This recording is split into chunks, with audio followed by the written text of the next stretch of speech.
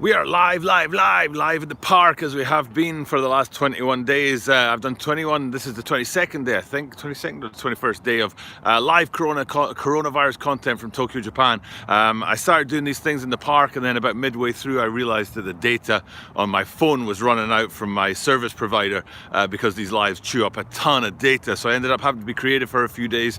But today we're doing it for the last time. We're doing a live from Tokyo, Japan about the coronavirus for the last time. Because things are so calm here. Every day I was going live and talking about it. I'm pretty much saying the same things over and over again. So I thought, you know what, it's time for me to shut these daily lives down, but I do reserve the right to come back at you any other time with content if things go a bit crazy here or if something happens around the world. I do say at the start of all of these videos that we do these lives because YouTube sent an email that said coronavirus live content, or not live content, any coronavirus content would not be monetized, and I hate to make money off of other people's loss, and I don't like to get involved in clickbait and things like that. So for me, it's very important that that these don't get monetized, and from that point I was like, well, if they're not going to be monetized, if this isn't about making a buck off of somebody else's misfortune, then I will, give people the inside view from Japan, tell them what it's really like here, because there was a lot of hype out there at the time and a lot of people kind of guessing what it was like, a lot of media or social media and stuff like that was getting sort of really excited about it, but it wasn't so bad. It's not so bad, and here we are back. Now we're on what's the date today? It's March the 21st, Saturday, March the 21st, and this is the 22nd time that I have been live, 22nd time in a row. But like I say, I might go live again someday. But the park ones, they dried up for a while, but here we are, we're back in the park, and there you can see right there Tokyo Sky Tree, so you get an idea of how central we are to all of this in Japan. And one of the reasons why I like to do it in the park, and I'm glad to be back in the park, is because you can do stuff like this. Is I can turn around, it'll be a bit bright for me, but hopefully, it's hard for me to see, but hopefully you can see over here somewhere a family, a father and his children out for their morning run. So things aren't in too bad a state if people are going out for their morning runs. But one of the things that is a challenge with these park lives is it's very hard to read the chat. So if anybody puts a comment in the chat, it's a lot harder to read the chat than when you're sitting indoors looking at a computer screen and things are stable and stuff like that. So yeah, that's where we are right now. We're back, we're in the park. This will chew into my data, but it's the last time we're doing it. So good morning on your last live. Thank you, Jan. I never know if I should call you Jan or Mum. And it's great that my mum's the first person in the live. But yeah, so this will be the last one, the last time we go live, and not the last time we go live, but the last time we go live in this consecutive run of morning lives. And we've had a lot of people around the world checking into these from places like Utah and Alabama in the States, Trinidad and Tobago, where else has come into the lives? Morocco, Guatemala, Sweden. Good morning, this is the last live that we're doing. Thanks for dropping by. Are you in Belgium? Is that right? Another country on the list. So yes, Belgium too, there we go. I did remember. I'm not as old as I look. I'm not actually as old as I look. I'm 43, but I look like I'm about 83. Yeah, so this is the last time we're going to be going live in this consecutive run of 22 consecutive days of live. And this is what it was like, Belgium. We used to do them from the park until I realized that I was draining my packet from SoftBank at an alarming rate, and actually my packet ran dry about a week ago, so I had to be super creative about finding ways to go live from the park. But the reason why I liked going live from the park was so that people could see what the real situation was, and not all the hype and the media and stuff like that. And we used to do things every morning like this, because I'd come and stand here beside the Sumidagawa River. There's the Sumidagawa River, and that right there is one of the highways in Tokyo, Japan. And we could see all the cars and the trucks and the buses and all that kind of going by, so you knew that things were pretty calm and that it wasn't, a big panicky sort of, the city is isolated, everybody's indoors and shut down. So it's hard. I'm going to face the morning sun here, but right behind me here there's a mother and her is that them there behind me? A mother and her toddler playing around in the park. It is 8:23 in the morning, Saturday morning, so So yeah, that was one of the reasons why I like going live from the park. I hope you're enjoying 3-day weekend. I actually have more than a 3-day weekend. How many days do I have now? I think I have a 10-day weekend because I work in education and this is our spring break. So our school that has been shut down for 3 weeks is now shut down for another week, legitimately for spring break. So I've got a ton of fun things lined up, like my daughter's regular hospital checkout. My dog, one of my dogs has to get scaling.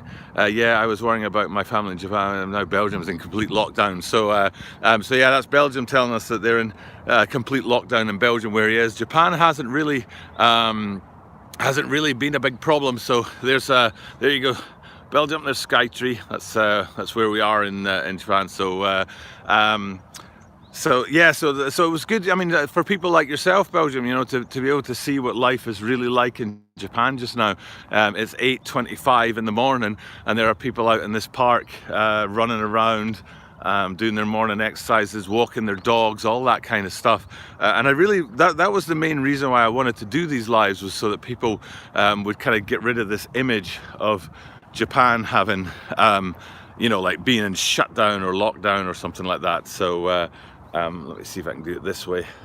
It's hard for me to see with the sun just there, but I do like to show, you know, things like this. Where's my finger there?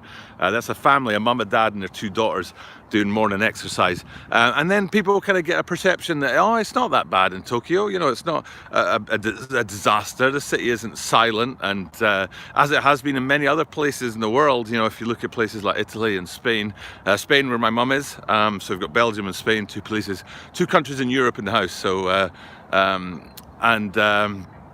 it's good just to be able to show people that, you know, because other cities are very shut down, other countries are very shut down, and there's not much going on in their cities and things like that. So but then because I got dragged indoors by lack of Wi-Fi, I don't have a pocket Wi-Fi, which I really need to get my hands on if I want to do these outdoor lives.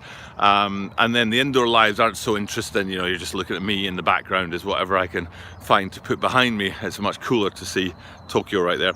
Here in Belgium, if you're caught walking around 3 people or more, they will fine you €500. 500 euros isn't too far away from $500, I don't think. So not allowed on the streets in Spain. So yeah, I mean, like the way it's kicking off in Europe is very different from the way it kicked off here in Japan. So so my mum, that's my mum, by the way, Belgium. She's in the south of Spain, near, what are you near, Mum? Malaga? Is it Malaga that you're near? Or Mallorca? Somewhere like that.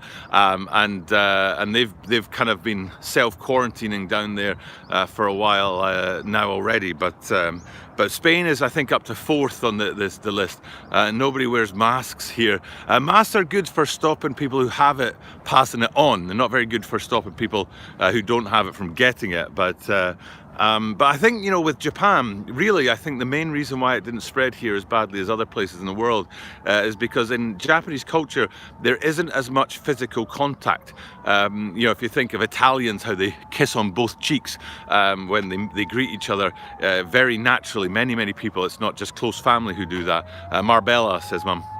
But then shaking hands, people in Japan, they do shake hands sometimes, but not as often as other countries in the world. So third, Mum says, Spain is up to 3rd for worst hits. So you've got China, then Italy, and then Spain now. So and global cases and global fatalities of this have gone past what they are in China. So now the global, you know, the world is in a worse state, shall we say, than China for fatalities and for cases. So so it seems like Europe is very much, you know, the eye of the storm right now, and my prediction would be that America will soon be, it looks like America's not, you know, slowing this thing down as fast as they would really like to hope to do. So but Japan, you know, it's been pretty kind of, there's a bit of worry, a bit of panic. There's a big announcement on Friday, no, it's Thursday night from the health ministry that basically said 3 things. It said places where there's concern, shall we say, they need to maintain a high or have a high level of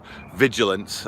Places where there are some cases but they don't seem to be spreading need to maintain current levels, and then places where it's not so bad can kind of start to go back to social sort of gatherings, social life and things like that. So there's a prefecture, hold on, let me read this.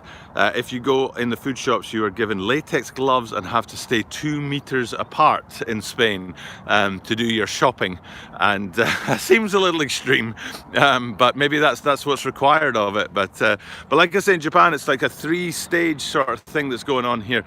Same in Brussels, says Brussels. And Brussels, I don't know what to call you because your name is like, is it TB Dunk? TB Dunk? Am I getting that right? It's very small on the screen and it's hard for me to read that. I think it's TB Dunk. Long line at the grocery store, and I think in the UK I'm right in saying that they've kind of it's not rationing, but they've sort of cut out. Is it Takeo? Hello, Takeo. Nice to meet you.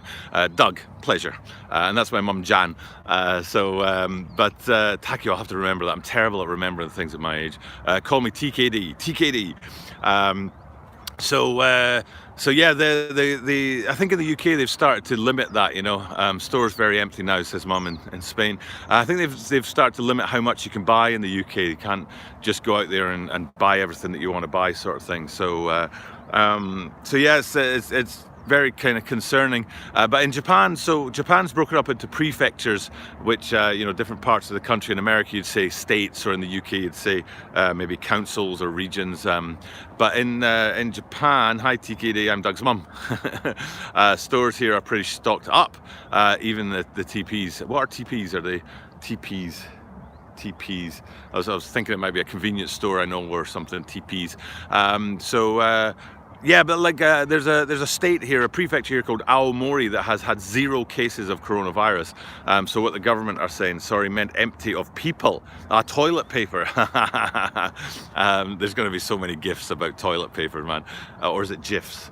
But anyway, empty of people, said mum, not empty shelves though. So but yeah, Aomori doesn't have any cases so far at all. So what they're saying is Aomori can just, you know, relax, chill out, don't worry about it, go back to sort of, you know, schools running and stuff like that. But then some of the other prefectures have, you know, 2 or 3 cases, so they need to maintain the current level. But there's 4 places in Japan that are of major concern right now. Is Hokkaido has more than 100 cases, Osaka has more than 100 cases, a prefecture called Aichi has more than 100 cases, and then Tokyo. So those 4 places need to be on like sort of high alert, which means that schools might not be going back into session anytime soon. But still, even though Tokyo is one of the major sort of areas of concern, still it's like this. You know, it's a beautiful morning, people are out in the park. Let me get you a shot here, hopefully I can show you this. There's chat that I need to sort of get up. Let me just show you that there's a mum and her daughter just having a little snack in the park. Let me just read what people said in the chat. So much harder to do on the phone.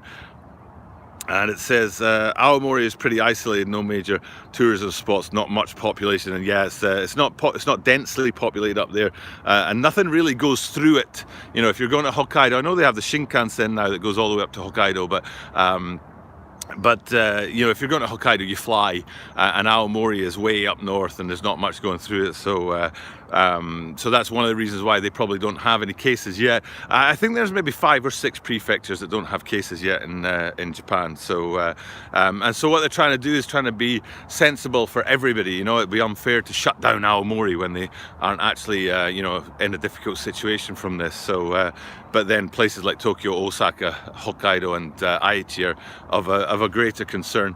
There's another comment there that I just didn't quite catch, which says new measures in UK, all restaurants, cafes, pubs and public meeting places now closed, and the same in Belgium, but no limit on being out and regular stores open. Think they need to change that. But is that by government order? Are they telling them in the UK that you have to do this, or is it just by advice? Because we've talked about that before, that if the government doesn't order you to do it, then then then you're not entitled to compensation, you know what I mean? So if people stop going to pubs and bars and clubs and museums and theatres and stuff like that, and they suffer a loss in income, then they're not entitled to compensation from the government because it was just advice. But if the government actually made it you know, like an order, a directive from the government, then the government would also have to pay for that. So most people here in Brussels don't take this seriously, I don't think. So well, I think it's country by country, you know, like it's hard to know how seriously you should take it when you look at influenza that kills something like 400,000 or 500,000 people a year, and you wonder, why are we taking all these extreme measures for this? My theory on that is that we're taking these extreme measures because it's year one. And in year one, nobody has built up a tolerance to it. They've never met this condition before, this disease, this virus before. So we're all kind of vulnerable because we haven't built up our natural immune system to it. But then when it comes round again next year, there'll be a lot of people who have already come in contact with it, and they've built up a tolerance to it. So it'll be a lot easier for their bodies to naturally fight it off. But because this is year one, I think that they're very concerned about it because nobody has that natural tolerance. And there's a thing called herd immunity. Let me put Skytree in the background. There's a thing called herd immunity, which is when there's enough people who have immunity in the community that the people who don't are unlikely to catch it because there's not enough people for the virus to jump to. And I think what they're waiting for, what they're hoping for, is that as a society we build up herd immunity and we're able to you know, protect the people who can't protect themselves, the old elderly, people who aren't able to take medications because they're sick, pre-existing health conditions and that kind of thing. So I think what they're waiting for is when we reach that point when we have natural herd immunity, because so many people have been exposed to it.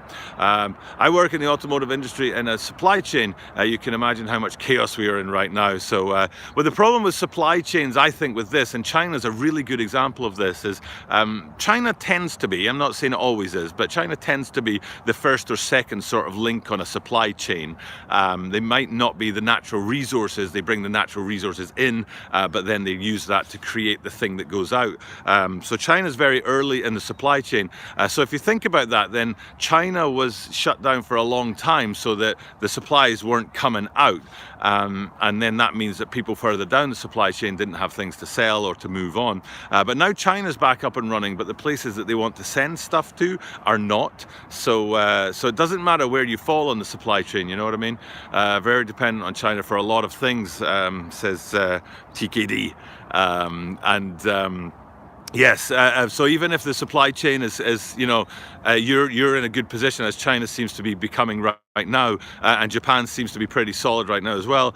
You're part of a chain. That's, you know, the big word in there is supply chain. And if the links in the chain prior to where you are in the chain aren't working, then you're not going to get the stuff to create what you need to create. So yeah, it's a big concern all around the world. So Netherlands in 11th place for infections, it says. But we've talked about this before, about how people calculate infections. How many tests are countries doing, I think, is the key question that we need to ask ourselves and make sure that we know, is this country being vigilant? Are they testing a lot of people in percentage terms? So we made an emergency plan for China, and now we need to make one for Europe, European source. Absolutely. I mean, it's the automotive, like your industry and automotive industry, they have a massive supply chain.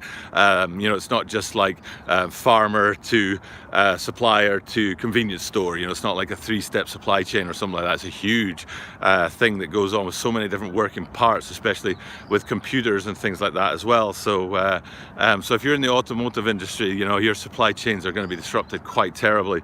But it's you know, let's look on the bright side. Let's look, you know, let's be positive about this though. What about the fact that a lot of pollution is clear in the air? You know, in Mo Gaines, yeah. I'm so glad you made it for the very last coronavirus live. I was really hoping you would get in the chat, man. So we have Mum in the chat as usual, and TKD in Belgium. That's Mo Gaines from Trinidad and Tobago dropping in for us. He's one of the OG guys. So and the son of some man too, man alive. Look at you two dropping in one after the other. That's New York City in the house as well. So actually, I think, Ed, am I right in saying you live in New Jersey, not New York City? And if that's true, it's on the Mum says hi, Mo. It's on the news today that like a family was terribly challenged by the coronavirus thing. Who's here? The son of some man himself, man. So, nah, bro, New York City. I should have known, man. I should have known. So, so we're about 20 minutes and a 30-minute live here, guys, and it's going to be the last one that I do. And hello, Mom from Belgium. So Queens. Oh, yeah, oh man, Queens.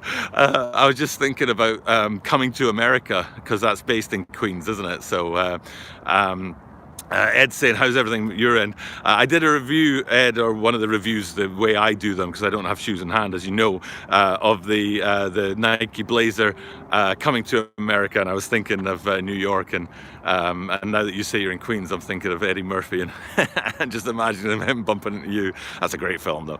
Things are very calm here. That's why I'm going to shut these lives down, because every day I kind of get on the live and say exactly the same thing, and I wanted to do the last one back in the park again.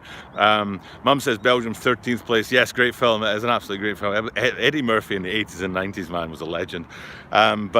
Yeah, we were doing these lives from the park originally, and that was a great way to do it. So Soul Glow version was awesome too. Didn't cop though. But the TKD, the son of some man, is one of the original guys. He and I used to contribute to a YouTube channel called The Butter Movement, but that channel got shut down, and then we both sort of decided, Ed, the son of some man, very quickly, in fact, he was sort of dovetailing with The Butter Movement channel at the time, and then a few years later I decided to do my own one as well. So that's what connects us all. That's what connects us to Mo as well. He was one of the OG guys from The Butter Movement, which centered around one of the rarest sneaker collections in the world, man. And actually, a guy called Sebastian, he goes by Seabass _ photos, that was it, Seabass _ photos on Instagram. He sent me a video to put up next Sunday about his sample collection, so it's kind of cool that we're diversifying. So yeah, legends one and all. So it's great to have you guys in the chat for this last live that we're doing back in the park. This will probably chew into about 25% of my data with SoftBank, but I wanted to do one last one from the park, because this is how we started it, and this was my vision for these lives, was to be able to be, you know, on the ground, that you guys can see the reality of the situation. And this was always a good place to stand, because you can see, let me just block the sun a little bit there, so that you can see that there's a kind of path. Where's my finger? There. You see this path here with the people on it, and you get an idea that life continues, you know, fairly normally here, and there's not that many people out there that are, you know, hiding or running for cover. So no, I'm glad it helped. So, but now it just seems like the rest of the world is where people need to be going live from. So maybe it's time for you guys to do your lives to let us know the situation on the ground. Saturday morning, that's right, Ed. It's Saturday morning at 8:30 in the morning. 46. You're 46, TKD. Look at us 40-year-olds.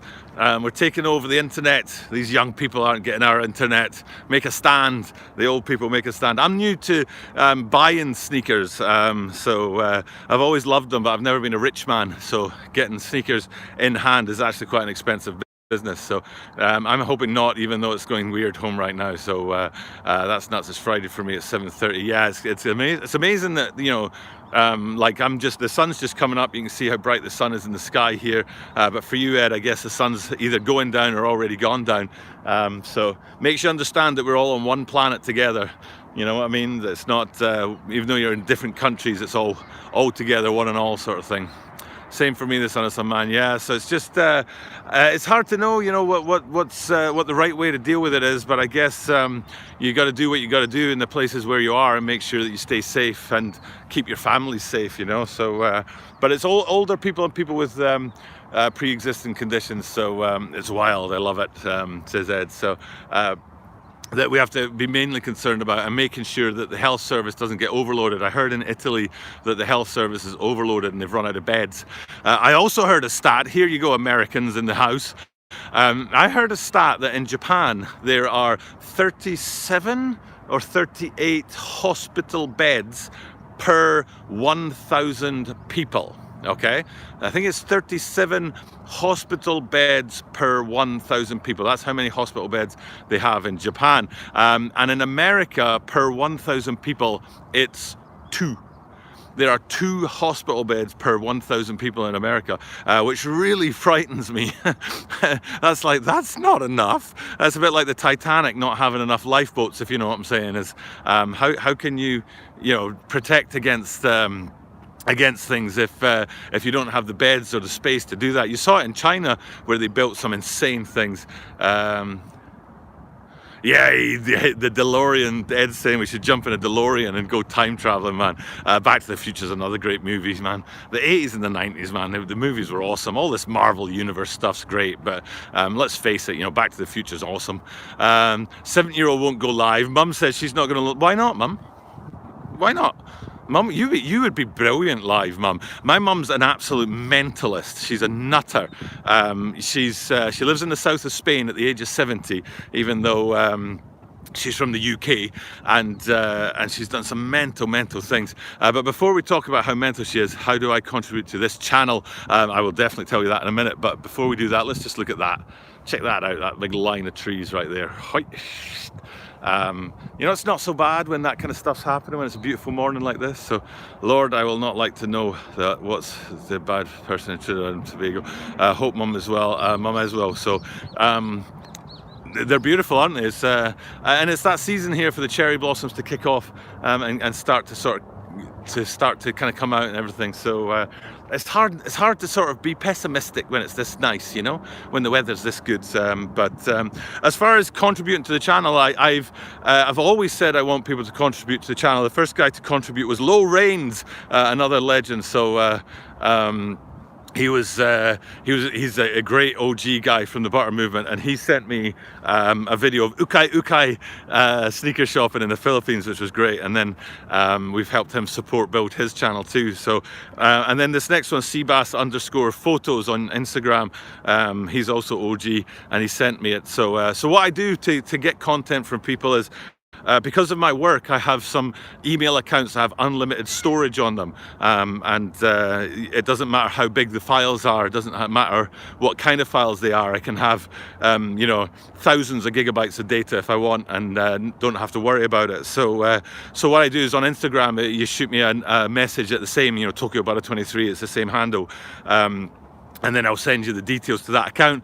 You drop a video in the Google Drive, it is on there, and then I can edit it and put it up on the channel. Simple as that. So it's the times we live in, these digital times we live in, man. I remember it used to be really hard to send photos by email. Your email would crash, and you'd be like trying to send this tiny little picture, and it'd be like, no, file too big. And now we're sending files across the world, video files and all that kind of stuff. So how about sending you a pair of kicks? You just, yes, please. Absolutely, love to get me a pair of kicks. So let me just read the chat for a second. Nice cherry blossom. Mo, hold your head, blood. We love you, bro. Love you guys. Don't ever forget that. Never. My mum says she loves The Great Escape. So, but even though we're in a different generation, everyone loves The Great Escape. So, I mean, obviously, I'd love to get a pair of kicks, TKD. But I don't know. I'd feel kind of rude. I don't know if that's rude to get a pair of shoes from somebody who I've never met before. Is that kind of inappropriate, or should I just be greedy and say yes, give me the shoes, sort of thing? So. I mean, like if somebody wants to send me shoes, hit me up on Instagram, and I'll give you my address, and you can send them to me, and I'll definitely unbox them on the channel. Obviously that would be amazing. But I think Ed is better at that than me, though. Ed's had a channel for a very long time. The Son of Some Man in the chat there, and please and thanks, send him the kicks. It will be much appreciated, says Mo. Italy is bad. Pray for Italy for sure, right? But yeah, Ed's got stuff from viewers before and things like that. I've never had my channel's tiny, and it's sort of insignificant. Ed's channel's bigger, and it's actually got purpose. Like he's got an amazing sneaker collection that he's got in the background. He's showing you shoes in hand. He's got a great tie-up with JME Sneakers. So here we are live, JME Sneakers. Ed, you should somehow get a screenshot of this or something. JME Sneakers, shouting out JME Sneakers to Belgium, to Spain, to the Trinidad and Tobago, to the US. I think we've got Australia in the chat as well. So JME Sneakers going international because of Ed, because of the Sun and Sun Man. So make sure they know this, Ed. Make sure that the JME Sneakers guys know that here, look, right in the middle of Tokyo, Japan. There you go, there's Tokyo Skytree. I am surrounded by 38 million people, and I'm telling them all, JME Sneakers. So there you go, JME Sneakers, because of the Sun and Sun Man. But like I say, Ed's channel's like established and legitimate and known, whereas my channel's, well, it's not. It's easy to be, relaxed, Ed, when you're as small as a channel as mine is. Maybe when I get big like yours, I'll worry about how I look and stuff. You have dead stock Air Jordan 6 wheat. I will see if I can get them to you. That would be nice. Make review content, then it's worth it for sure. Yeah, man, I'd love to get a pair of Air Jordan 6 wheats, man. Of course I would. And it's that to be honest though, really, let's be really honest about being a YouTuber and stuff. 13's cool because I'm a 12.5, right? So I can't imagine half a centimeter is going to make that much of a difference. If it was the other way, I have a pair of Sakai Blazers. The Sakai, how Sakai's brought out a lot of shoes with Nike recently, and I have a pair of Sakai Blazers.